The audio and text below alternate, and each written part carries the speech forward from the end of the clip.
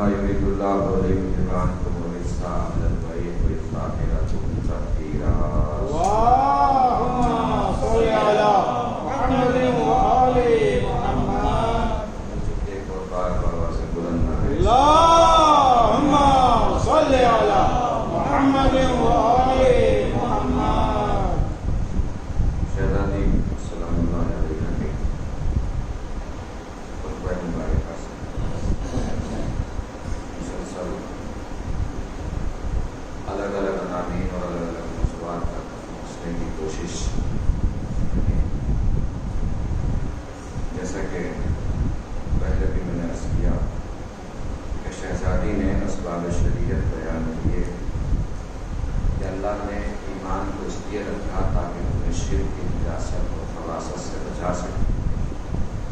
والصلاۃ تنزیہا لکم من الکبر، اور نماز کو اس لیے واجب کیا تاکہ غرور سے اور تکبر سے بچا سکے. مولانا متقیان حضرت امیر المؤمنین علی ابن ابی طالب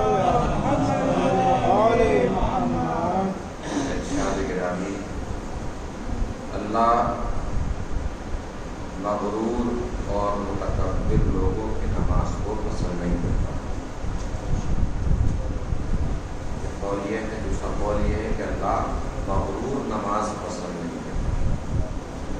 آپ سے پوچھا گیا کہ مغرور نماز کون سی ہے، تو آپ نے جواب دیا کہ وہ نماز جس کے بعد نماز پڑھنے والا دعا نہیں کرتا وہ مغرور نماز، متکبر نماز، یا وہ مغرور کی نماز ہے، متکبر کی نماز ہے جس کے بعد انسان دعا نہیں کرتا. نماز تو پڑھ لیتا ہے، دعا کے لیے ہاتھ نہیں اٹھاتا. اللہ چاہتا یہ ہے کہ آپ نماز پڑھنے کے لیے آئیں تو اللہ کی بارگاہ میں دعا کے لیے بھی ہاتھ اٹھائیں. الگ الگ مواقع پر، الگ الگ مقامات پر ائمہ علیہ السلام نے دعا کی عظمت اور دعا کی فضیلت کو بیان کیا. حضور اکرم صلی اللہ علیہ وآلہ وسلم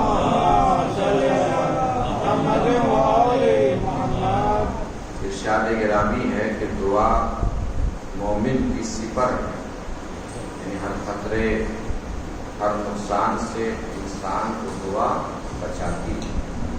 مولانا متقیان امیر المومنین علی ابن ابی طالب علیہ السلام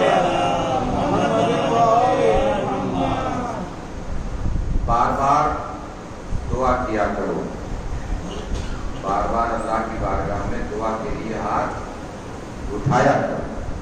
آپ سے پوچھا گیا کہ بار بار کیوں؟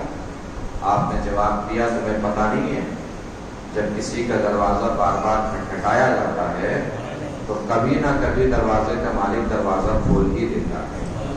اسی طرح بار بار دعا کیا کرو، اللہ کبھی نہ کبھی تو دعا قبول ہی کر لے گا. امام سجاد علیہ السلام نے ارشاد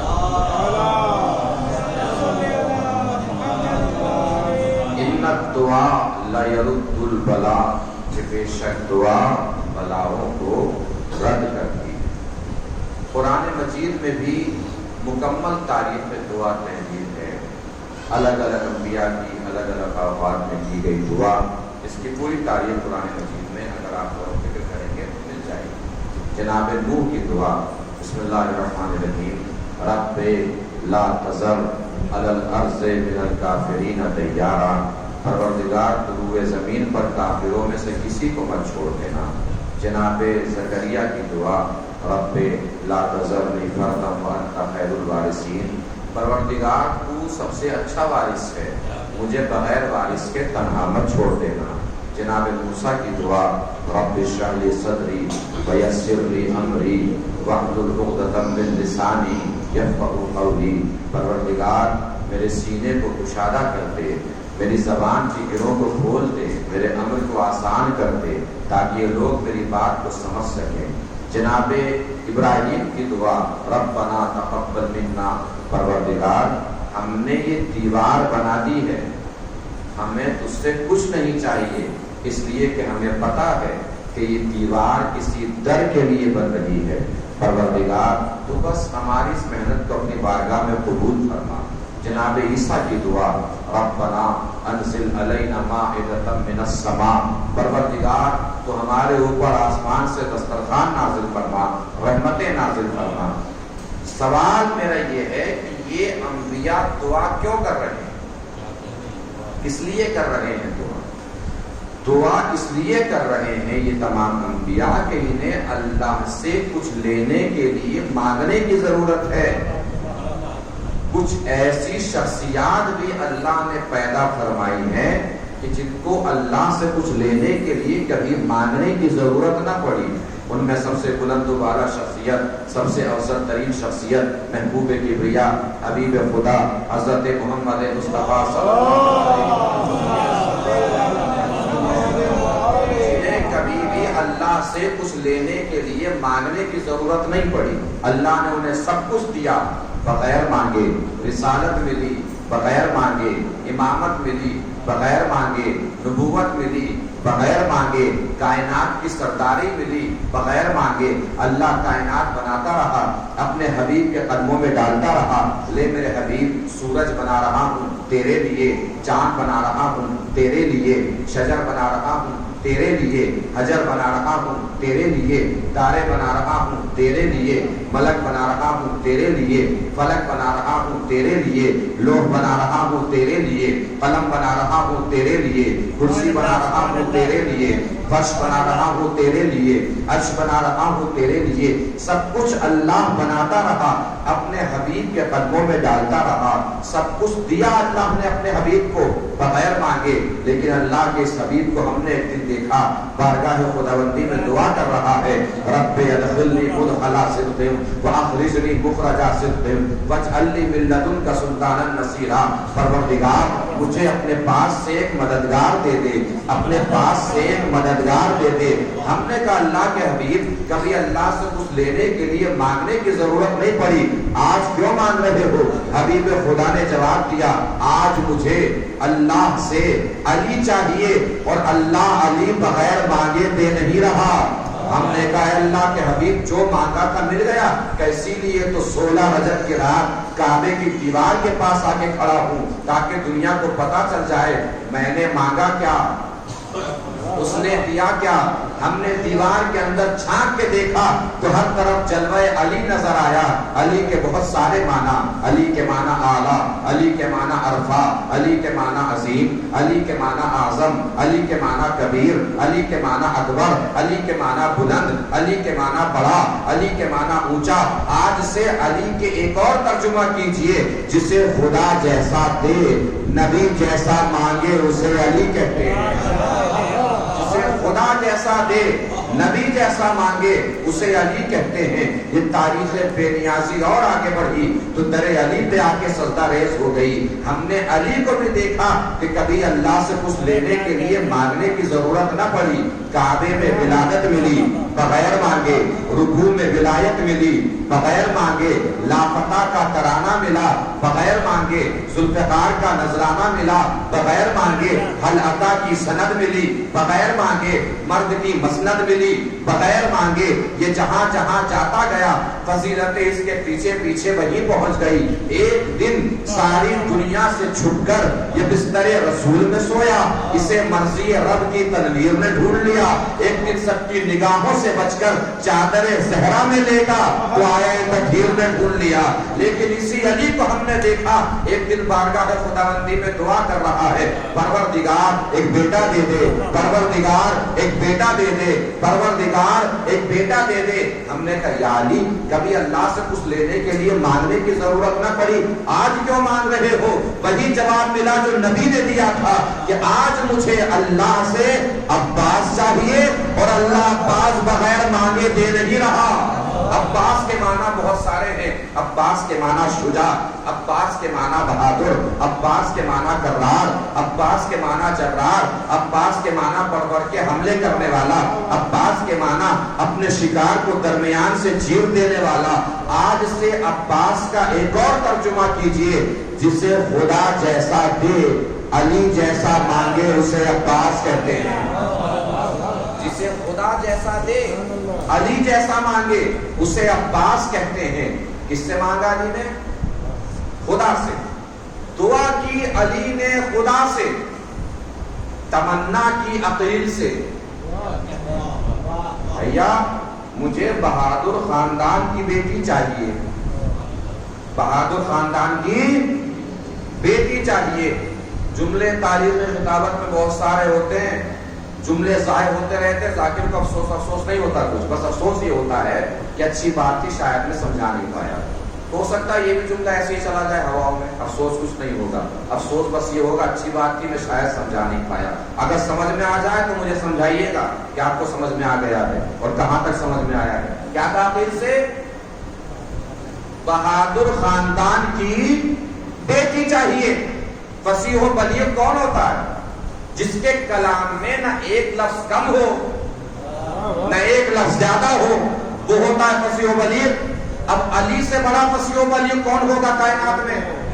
اور علی کیا فرما رہے ہیں؟ مجھے بہادر خاندان کی بیٹی چاہیے، مجھے بہادر خاندان کی بیٹی چاہیے۔ یا علی سیدھے سیدھے کہیے نا مجھے بہادر عورت چاہیے۔ یہ کیوں کہہ رہے ہیں گھما پھرا کے کہ مجھے بہادر خاندان کی بیٹی چاہیے؟ علی شاید جواب دے مجھے بہادر خاندان کی بیٹی ہی چاہیے، بہادر عورت نہیں چاہیے۔ مجھے میدان میں لڑنے تھوڑی بھیجنا ہے، مجھے بہادر عورت نہیں چاہیے، مجھے میدان میں لڑنے تھوڑی بھیجنا ہے۔ توجہ، یعنی علی نے بتایا کہ عورت کی بہادری یہ نہیں ہے کہ میدان میں لڑنے آئے، بلکہ عورت کی بہادری یہ ہے کہ آغوش میں ایسا بیٹا پالے جو کسی میدان سے نہ بھاگے۔ ایک صلوات پڑھیں مل جل کے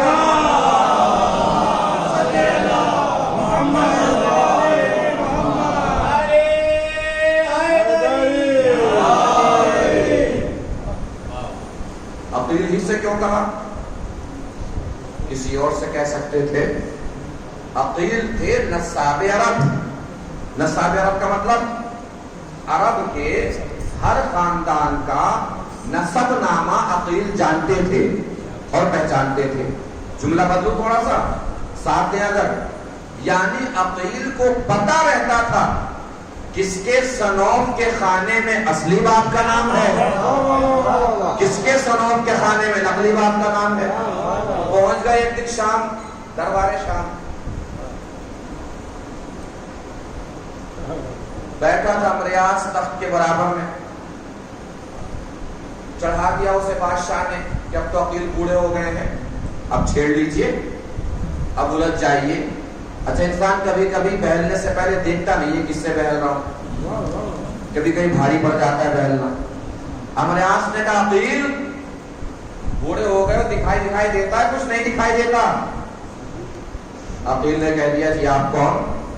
ستم کے مارے نے نام بتا دیا اپنا۔ جیسے ہی نام بتایا عقیل نے کہا اچھا بھائی ہو، جب تم اپنے گاؤں میں پیدا ہوئے کہ ہر محلے سے آواز آئی کہ میرا بیٹا ہے، میرا بیٹا ہے، میرا بیٹا ہے۔ عقیل نساب عرب، توجہ دیجیے گا۔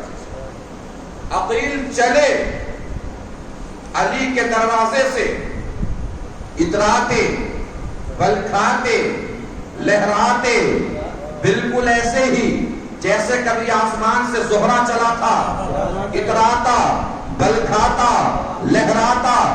زہرہ اور عقیل میں بس فرق اتنا تھا کہ عقیل کے پاس علی کا رشتہ تھا، زہرہ کے پاس زہرہ کا رشتہ، دونوں کے درمیان بس یہ تھا۔ عقیل چلے، دو تاریخیں ہیں کہ عقیل مکے گئے، چونکہ جناب ام البنین کا خاندان مکی ہے، اور ایک روایت یہ ہے، تاریخ یہ ہے کہ یہ خاندان آیا ہوا تھا مدینے کے باہر، پڑاؤ ڈالا ہوا تھا، خیمے وغیرہ سب لگے۔ توجہ دیجیے گا، میں تاریخ سنا رہا ہوں حضرت عباس تک پہنچنے کے لیے، موضوع آپ کے ذہن میں آ ہی گیا ہوگا۔ عقیل چلے، خیمے کے قریب پہنچے، ایک خیمے کے در پہ آ کے رک گئے۔ اندر سے ام البنین کے والد نکلے، پوری توجہ، نام میں بعد میں بتا دوں گا ام البنین کے والد کا، لیکن پہلے قافیہ سمجھیے اگر تھوڑی بہت شاعری کی فرق ہے۔ ام البنین کے والد عقیل کو اندر لے گئے۔ آج بھی عزت دار گھرانوں میں یہ طریقہ ہے کہ جس جگہ گھر کا بڑا بیٹھتا ہے وہاں کوئی اور نہیں بیٹھتا. کوئی باہر سے آیا، اپنے گھر کا کوئی کتنا بھی بڑا ہو لیکن ہمارے گھر میں آئے گا تو ہمارے گھر کا بڑا ہی ہمارا بڑا، اس کی جگہ ہم کسی کو نہیں دیتے. لیکن جانتے ہیں عزیزو، ام البنین کے والد نے اپنی مسند عقیل کو دے دی. ہونا کیا چاہیے تھا کہ اپنی مسند پہ خود بیٹھتے. توجہ، اگر قافیے سے قافیہ مل گیا تو انشاءاللہ بات آسانی سے پہنچ جائے گی. نہ مل سکا تو میں سوچوں گا کوئی بات نہیں. ام البنین کے والد نے اپنی مسند عقیل کو دے دی. ام البنین کے باپ تھے، ام البنین کے باپ تھے. ام البنین کے باپ نے اپنی مسند عقیل کو دے کر بتایا کہ شریف بیٹی کا باپ کسی کی مسند چھینتا نہیں ہے، اپنی مسند بزرگوں کو دے دیتے ہیں. ام البنین کے والد تھے جناب حزام. تھوڑی بہت دیر جو بھی باتیں ہوئی ہو، پوچھا جناب حزام نے کس لیے تشریف لائے. اب سوال سنیے گا اور سوال کا جواب سنیے گا. جب نانا ایسا ہو تو نواسا عباس جیسا ہوتا ہے.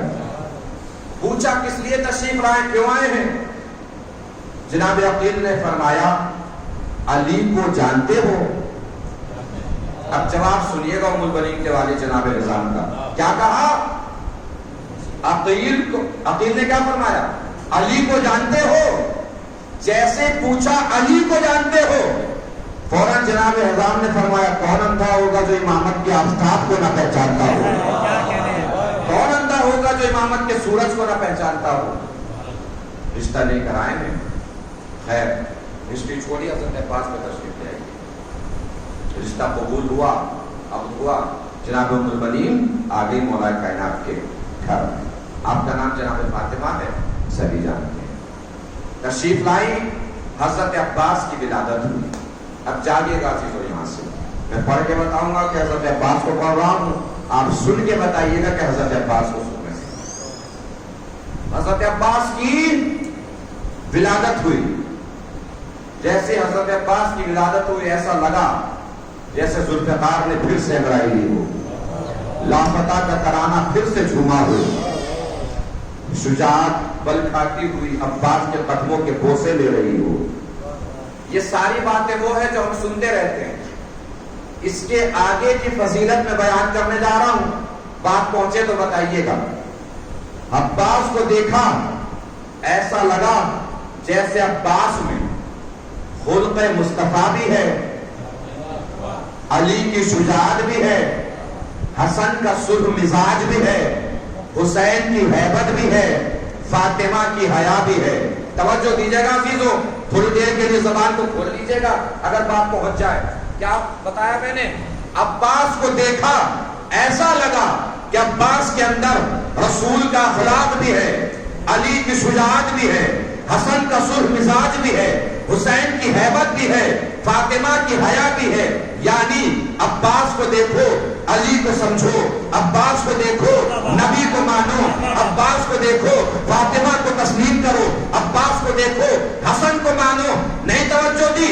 عباس کو دیکھو نبی کو پہچانو، عباس کو دیکھو علی کو سمجھو، عباس کو دیکھو فاطمہ کو پہچانو، عباس کو دیکھو حسن کو تسلیم کرو، عباس کو دیکھو حسین کو مانو. یعنی اہل بیت دنیا میں اس لیے آئے تاکہ خدا پہچانا جائے، عباس اس لیے آئے تاکہ اہل بیت پہچانے جائے. ایک صلوات پڑھیں مل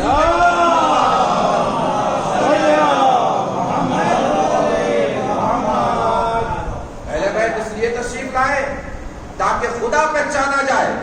عباس اس لیے تشریف لائے تاکہ اہل بیت پہچانے جائیں. پوری توجہ عزیزو. عباس کو دیکھا، ہماری زبان سے نکلا علمدار ہے. جلمن فضائل عباس سے صدا آئی، صرف علمدار نہیں وفادار بھی ہے. ہم نے آواز سنی، چوکے، پوچھا بی بی آپ کون؟ آواز آئی ہم عباس کی ماں ام البنین. ہم نے کہا تھا علمدار ہے، کچھ کم کہہ دیا، وفادار بھی کہنا ضروری ہے. ام البنین نے جواب دیا بالکل علمدار کے ساتھ وفادار کہنا بھی ضروری ہے. ہم نے کہا بی بی سمجھ میں نہیں آیا. کہ سمجھنا ہو تو یوں سمجھو میں بہادر خاندان کی بیٹی ہوں اور مجھے معلوم ہے کہ عباس کسی جنگ کے لیے مانگا گیا ہے، اور مجھے یہ بھی پتا ہے کہ جنگیں صرف علمداری سے نہیں جیتی جاتی، وفادار ہونا بھی ضروری ہے۔ ہم نے کبھی بھی سمجھ میں نہیں آیا کہ سمجھنا ہو تو یوں سمجھو خیبر کے میدان میں جو 39 دن تک گئے تھے صرف علمدار تھے، جو 40 دن گیا تھا علمدار بھی تھا، وفادار بھی تھا۔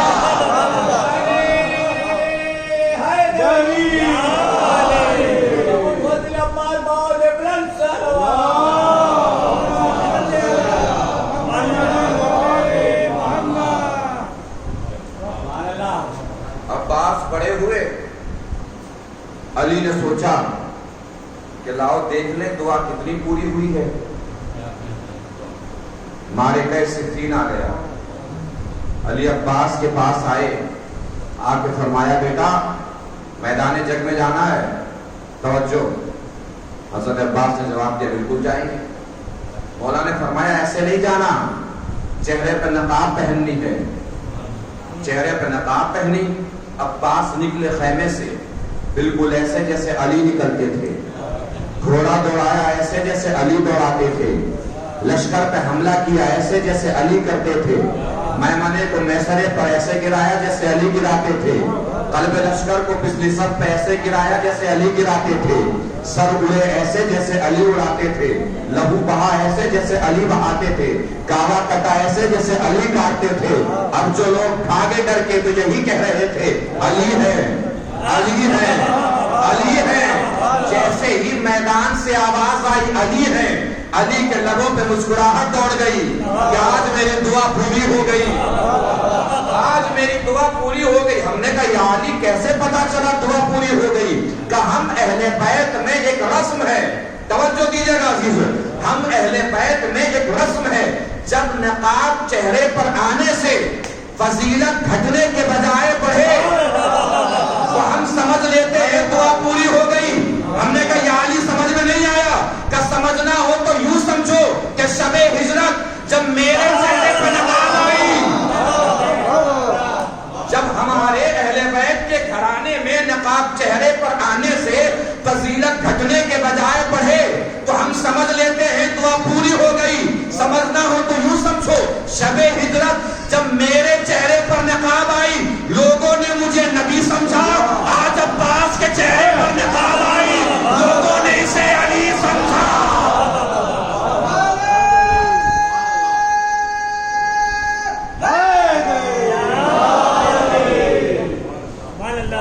میرے چہرے پر نقاب آئی لوگوں نے مجھے نبی سمجھا، آج عباس کے چہرے پر نقاب آئی لوگوں نے اسے علی سمجھا۔ خطابت ایک فن ہے، اسی طرح سماعت بھی ایک فن ہے۔ بات پہنچے تو حضرت عباس کی شجاعت کو سلام کرنا ہے جہاں لے کے جا رہا۔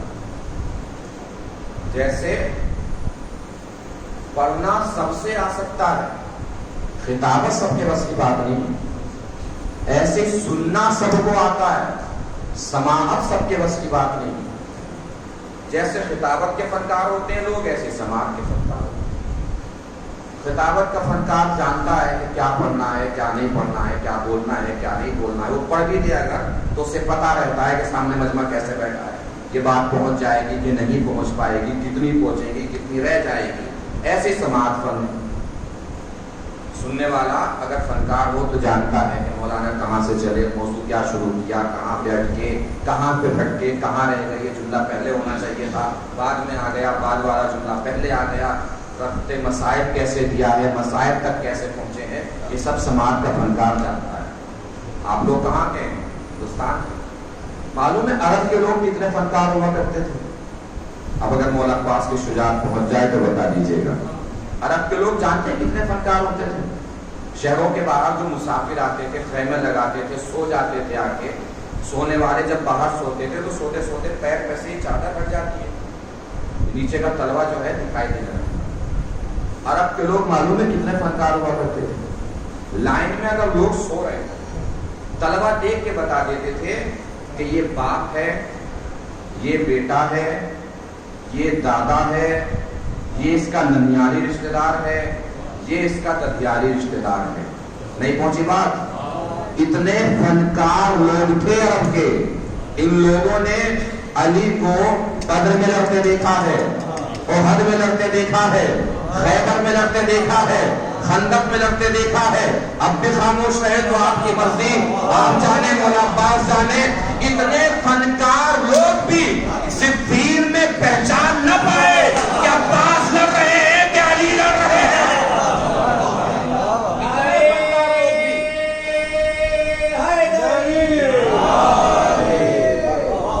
اتنے فنکار لوگ بھی پہچان نہیں سکے صفین میں.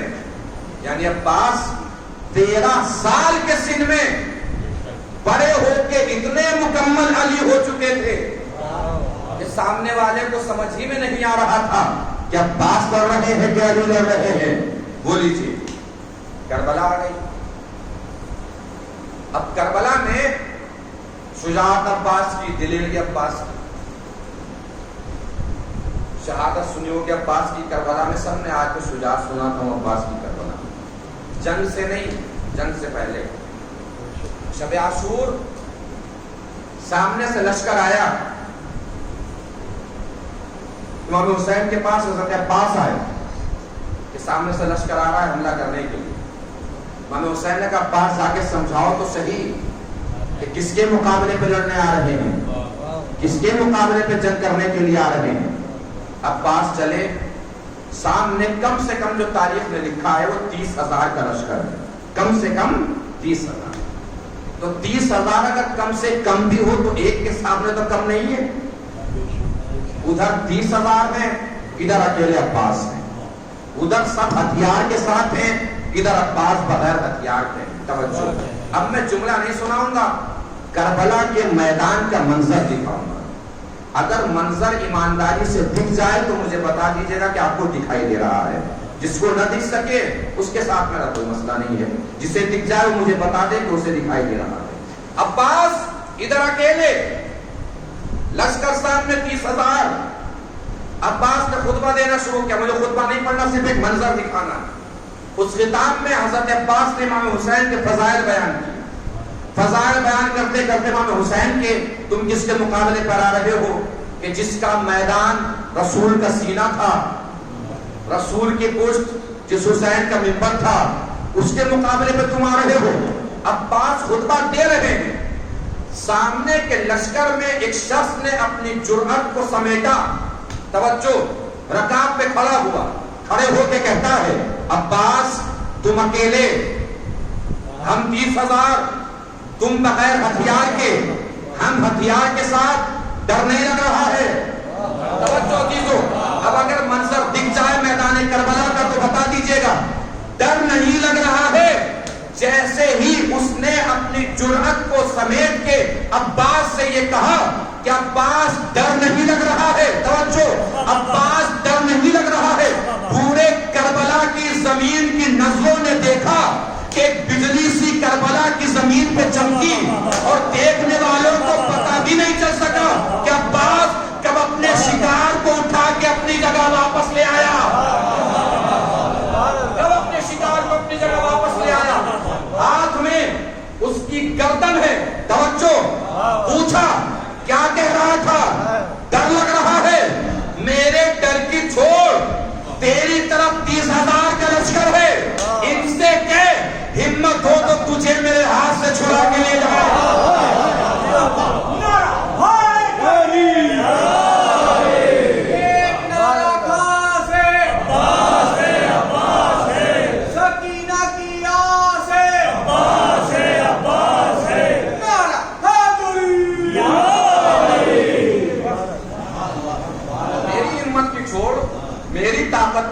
میری جرأت کی چھوڑ، تجھ میں تو ہمت ہے، تیرے ساتھیوں میں ہمت ہے، ان میں طاقت ہے.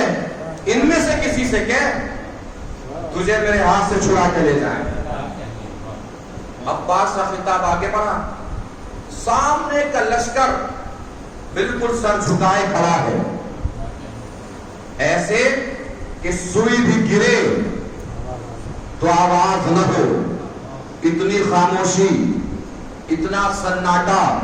توجہ دیجیے گا عزیزو، منظر دکھا رہا ہوں میدان کربلا کا. سامنے 30,000 کا لشکر کیسے کھڑا ہے؟ سر جھکائے. اب اس سر جھکانے کو سمجھ سکتے ہیں آپ؟ کیسے سمجھیں گے سر جھکانے کو؟ کلاس روم میں بچے شیطانی کر رہے ہوں، اچانک ٹیچر آ جائے، بچے کیسے کھڑے ہو جاتے ہیں؟ سر اٹھا کے کہ سر جھکا کے؟ نیچر بتا رہا ہوں، نیچر سمجھ گئے تو میدان کربلا کا منظر سمجھ میں آ جائے گا. میدان کربلا کا منظر سمجھ میں آ گیا تو حضرت عباس کے نگاہوں کی ہیبت سمجھ میں آ جائے گی. کلاس روم میں بچے شیطانی کر رہے ہوں، ٹیچر آ جائے، کیسے کھڑے ہوتے ہیں بچے؟ سر اٹھا کے سر جھکا کے؟ سر جھکا کے بھی کھڑے ہوتے ہیں، سر اٹھا کے بھی کھڑے ہو سکتے ہیں. بھائی اگر 10-15 بچے ہیں، یہ تو اکیلا ٹیچر ہے نا، یہ تو 10-15 ہیں، 20 ہیں، 25 ہیں، سر اٹھا کے بھی کھڑے ہو سکتے ہیں. لیکن ہر شخص سر جھکا کے اور بچہ کیوں کھڑا ہوتا ہے؟ اس وجہ سے کھڑا ہوتا ہے، اس لیے کہ ہر بچے کو یہ لگتا ہے کہ استاد مجھے ہی دیکھ رہا ہے. اگر حضرت عباس کی شجاعت پہنچ جائے تو بتا دیجیے گا. ہر بچے کو یہ لگتا ہے کہ استاد مجھے دیکھ رہا ہے، استاد مجھے دیکھ رہا ہے. اس لیے کسی میں ہمت ہی نہیں ہوتی کہ سر اٹھائے، اسی لیے سر جھکا کے کھڑا ہوتا ہے.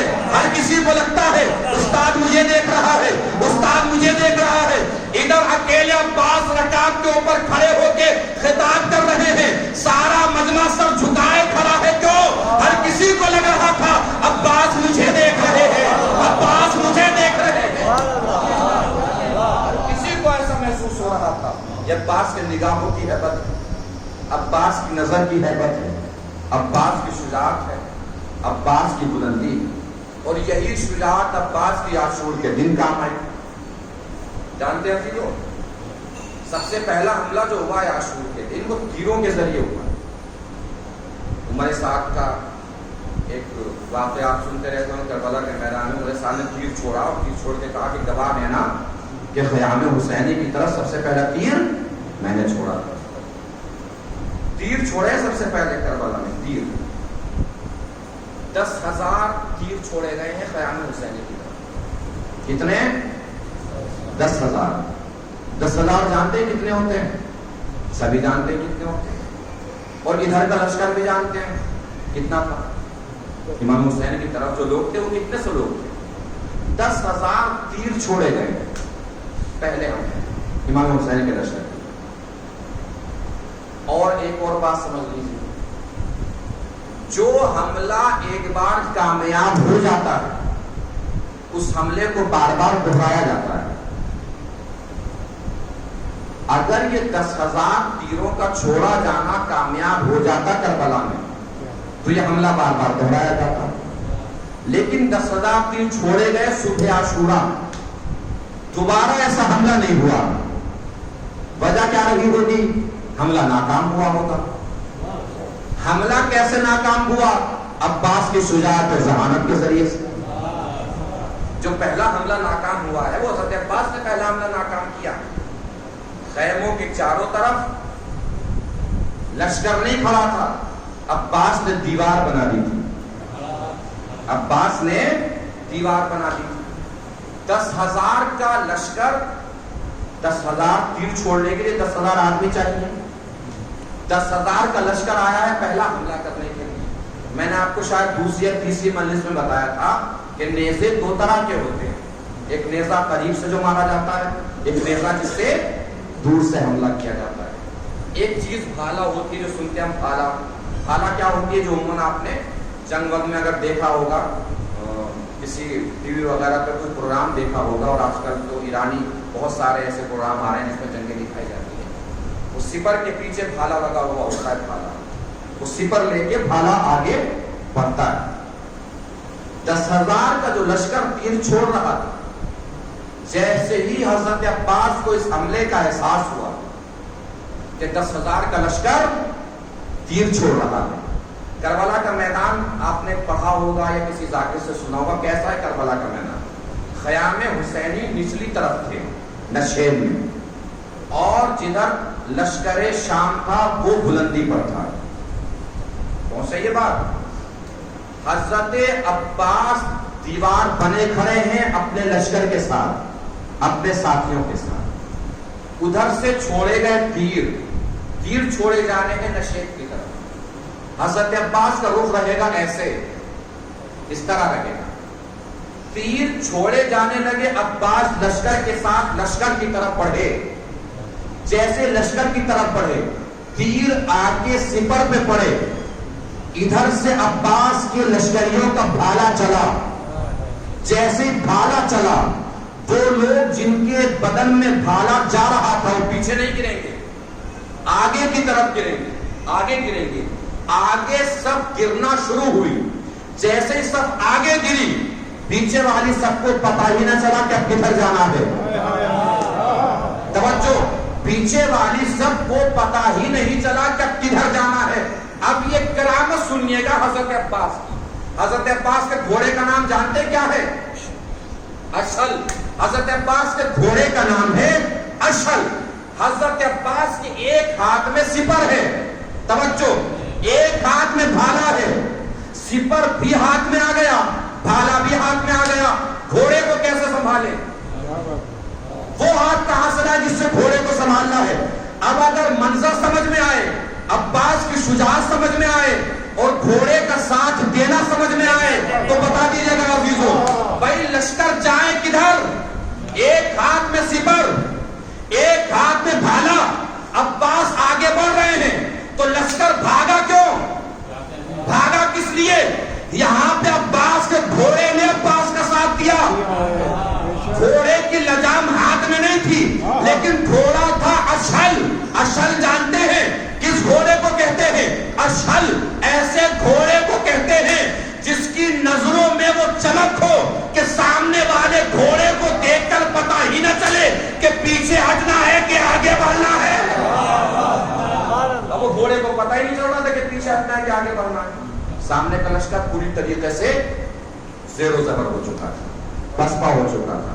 یہ پہلے حملے کو عباس نے بغیر حملہ کیے ناکام کیا. عباس نے کوئی کربلا کے میدان میں حملہ نہیں کیا، بغیر حملے کے ناکام. امام حسین پورے دل یہی کہتے رہے مولا عباس سے، بھئی عباس تم میری فوج کے علمدار ہو، تم میری فوج کے علمدار ہو. عزیزارو، آج مجلس ہے، کل مجلس ہو گیا، تمام ہو جائے گا. رو لیجئے، سوچ کے رو لیجئے کہ جو آخری سال رہا اگلے سال رہا پھر روئے گا. ہم رہیں، آپ رہیں، پھر عزاداری کریں گے، پھر ماتم کریں گے، پھر مجلس کریں گے، پھر روئیں گے. دل بھر کے رو لیجئے، جی بھر کے رو لیجئے. حضرت عباس بچپن سے یہی سنتے ہوئے ہیں. عباس حسن کے جنازے میں تیر لگے، عباس کی تلوار نیام سے نکلی. حسین نے کاندھے پہ ہاتھ رکھا. بھئی عباس ابھی کربلا نہیں آئی ہے. دربار مروان نے بد کلامی کی امام حسین سے. روایت کہتی کہ عباس نے مروان کا گریبان پکڑ کے مروان کو اتنا بلندی پہ اٹھا لیا تھا کہ زمین سے پاؤں پر اٹھ گئے تھے. حسین نے پھر ہاتھ رکھ دیا کاندھے پہ، بھئی عباس ابھی کربلا نہیں آئی ہے. مکے سے قافلہ چلا، کوفے کے دربار کا منظر حسین نے عباس کو دکھایا. دو انگلیوں کے درمیان مسلم کے گلے پہ خنجر رکھا ہے. جناب مسلم کون تھے جانتے ہیں؟ حضرت عباس کے سگے بہنوئی تھے جناب مسلم. عباس نے کہا آپ بس تھوڑی سی مہلت دیں کہ جا کے ہو کے آ جاؤں. حسین نے پھر یہ کہا بھئی عباس ابھی کربلا نہیں آئی ہے. حر نے لجام فرس پہ ہاتھ ڈالا. پھر یہی کہا بھئی عباس ابھی کربلا نہیں آئی ہے. کربلا جب آ گئی تو عباس ایسے ٹہل رہے تھے جیسے شیر اپنے علاقے میں ٹہل رہا. کہاں خیمے لگائے؟ بھیا جہاں مرضی وہاں خیمے لگائے. نہر فرات کے کنارے خیمے لگائے گئے. نہر فرات کے کنارے خیمے لگے. 2 محرم کو لشکر آیا. عباس نے خط کھینچ دیا. اس خط کے آگے اگر کوئی پڑھا تو تن پہ سر نہیں ملیں گے. اب معلوم ہے منظر بدل گیا. اب حسین عباس سے کچھ نہیں کہہ رہے. اکبر حسین کے پاس دوڑے, حسین زینب کے پاس دوڑے. ماں جائیے عباس کو روک لو. کہ بھیا آپ کیوں نہیں روکتے؟ کہ آج تک یہی تو کہہ کے روکا ہے کہ بھیا عباس ابھی کربلا نہیں آئی, بھیا عباس ابھی کربلا نہیں آئی. اب تو کربلا آ چکی ہے. اگر میرے عباس نے پلٹ کے پوچھ لیا آقا اب تو کربلا آ گئی, کربلا تک کیا کہہ کے روکا؟ بھیا عباس کربلا نہیں آئی. کربلا میں کیا کہہ کر روکا؟ جب تک سامنے سے حملہ نہ ہو جائے ہمیں تلوار نہیں اٹھانی ہے. شب عاشور جب حملہ ہوا ہے تو عباس کے لبوں پہ مسکراہٹ دوڑ گئی. آقا حملہ ہو گیا, ایک رات کی مہلت لے کے آ جاؤ. کربلا تک کیا کہہ کے روکا؟ بھیا عباس کربلا نہیں آئی. کربلا میں کیا کہہ کر روکا؟ جب تک سامنے سے حملہ نہ ہو جائے حملہ نہیں کرنا ہے. شب عاشور کے بعد کیا کہہ کر روکا؟ بھیا عباس تم میری فوج کے علمدار ہو, تم میری فوج کے علمدار ہو. اب تاریخ کہتی ہے کہ ایک موقع ایسا بھی آیا جب حسین نے کہا نا بھیا عباس تم میری فوج کے علمدار ہو. عباس نے داہنے دیکھا پچھواڑے دیکھا اور دیکھے کہا آقا وہ فوج کہاں ہے جس کا میں علمدار ہوں؟ یا کربلا بہت سے لوگ تشریف لے گئے ہیں. اکثر سنا جاتا ہے کربلا میں کہ حضرت عباس کے روزے پر اور ان کی گنبد پر بہت ساری شجاعت اور بہادریاں یہاں پر. میرا بھی جانا ہوا ہے کربلا, لیکن میرا نظریہ تھوڑا سا الگ ہے. عباس کے روزے کو دیکھ کر شجاعت اور بہادری محسوس نہیں ہوتی, مظلومی محسوس ہوتی ہے. کربلا کی تاریخ کا سب سے مظلوم شہید ہے عباس, سب سے مظلوم ترین شہید ہے عباس, جس کے پاس شجاعت بھی ہے, بہادری بھی ہے, لیکن میدان میں